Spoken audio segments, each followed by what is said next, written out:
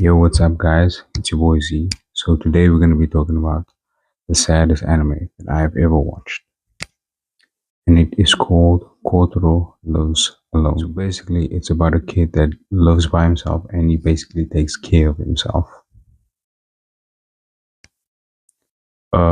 He also lives in a apartment complex by himself, in which, obviously he takes care of himself. Then there was one day where he was walking down the hallway of his apartment complex, and he bumped into a guy. He just so happened to be a manga artist.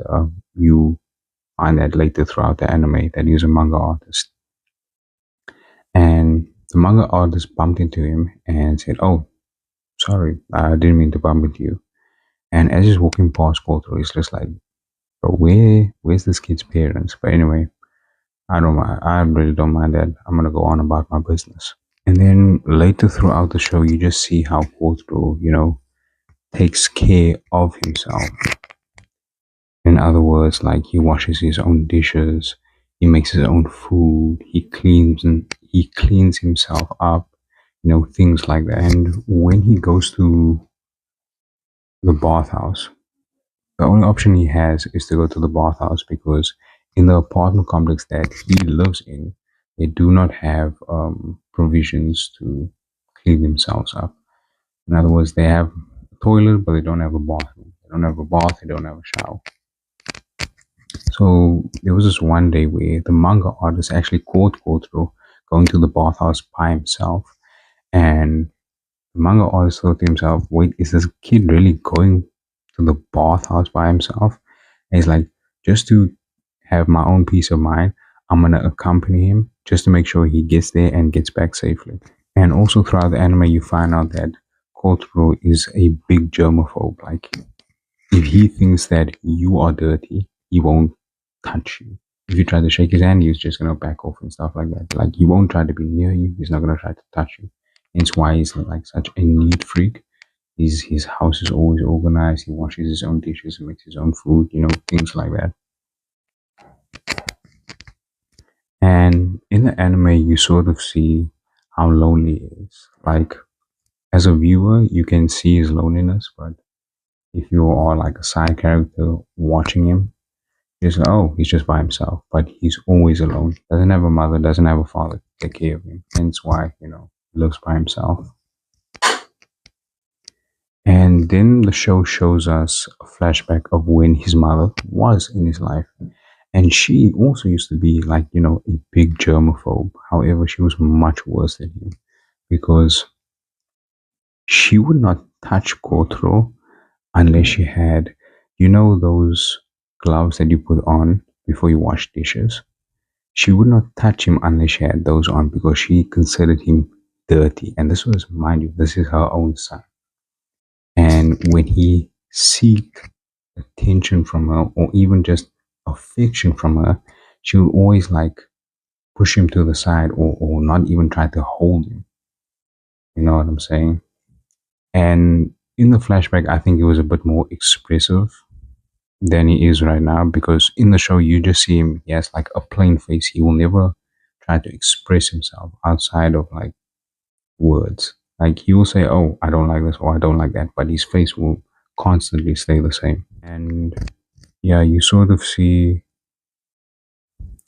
how can I say this now? So when we do get a flashback of him with his mother basically abandons him, and that's why he's taking care of himself. So later in the anime, we see that three adults living in the apartment complex decided to take care of Kotaro in the sense of like every night they decide, okay, who's going to sleep over by his house. Then they're going to have like an event that they partake in, for example, watching TV or watching his favorite cartoon or, things like that. They decide what sort of food they're going to make for him. And then obviously they eventually sleep over by his house. He sleeps on the bed, they sleep on the couch. That's basically what they did. And there was an episode where Kotaro into the play park, right? And then there was this guy not selling balloons, but he was giving away balloons for free. So Kotaro went up to the guy and he's like, "Hey, can I get a balloon?" The balloon guy's just like, "Oh yeah, there you go. Here's a balloon." A few minutes later, Kotaro comes again. He's like, "Can I get another balloon?" And the guy says to him, "Sorry, it's only one per kid. I can't really give you this balloon." And a few minutes later, Kotaro comes back. However, he's like in a disguise. He has like shades on. He's got a hoodie. He's really covered up. He's asked the guy, "Hey, can I get a balloon?" And the guy, mind you, this balloon guy can see through this guy's disguise. So he just went along with it. So the balloon guy's just like, "Okay, here's a balloon." Later on, or a few minutes later, Kotaro comes back in another disguise. He has his hair slicked back. He has like glasses on. He's dressed all fancy. And he says to him, "Yo, can I get another? Can I?" He didn't say, "Can I get another balloon?" That's crazy. But he said, "Can I get a balloon?" The guy, mind you, this balloon guy can see through his disguise. And the balloon guy's just like, "Okay, cool. Here's another balloon." And a few minutes later, after that, Kotaro comes in another disguise. He's like dressed all sloppily, has slides on, all that stuff. He asks the guy, "Can I get a balloon?" Mind you, guy knows. He's in a disguise. I know who this kid is. I'm gonna give him a balloon anyway, using the balloon. Then later on in the episode, the balloon guy has just finished his job. He's given out his balloons for the day, and he's going on about his business. And he's walking through the play park, and he sees Kotaro with all three of those balloons. And he says to himself, "Did this guy just juke me for all three of those balloons?" As he's saying this to himself, or even just thinking it to himself, he sees that Kotaro is swinging on a swing, and he has all three balloons in his hand.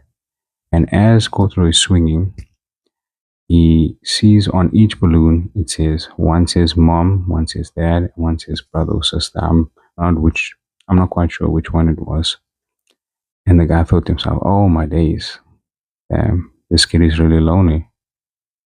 I hope those balloons last. I hope those balloons last forever." It was one day where those one of those three people that lived in the apartment complex that was basically, taking care of Kotaro, she found a better job opportunity elsewhere. And she told the two guys that were assisting her about it, and she told Kotaro, and this brought sadness to Kotaro's heart. And he doesn't really express himself, so he just so he played it off like he was cool. But when the two guys told him, "Hey, look here, let's throw a going away party," and he just ran to his room because he's like, he's frustrated. He considers this woman a friend. And the next day, the two guys throw this woman a going away party. However, Kotaro is not there. And as this woman is about to leave, she's leaving in like a caravan or something. Kotaro comes out, but he has like a mask on. And the lady gives him a hug, and she's like, "Okay, but why do you have a mask on?" And Kotaro says, "Yeah, I got a pimple on my face. I don't want anyone to see it." And, obviously they give each other a hug and they all leaving. Not all leaving, but she's leaving. And the two guys that were taking care of him are standing next to him. And as she's leaving, Kotaro's face is like down like that. And you just see tears coming down from the mask.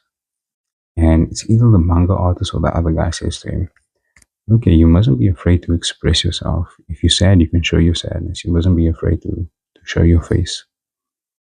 And Kotaro says, "I'm not sad, it's just I have something in my eye." And yeah, that's the saddest anime that I've ever watched. If you like the video, like, comment, and subscribe. And yeah, I'm gonna see you guys. Peace.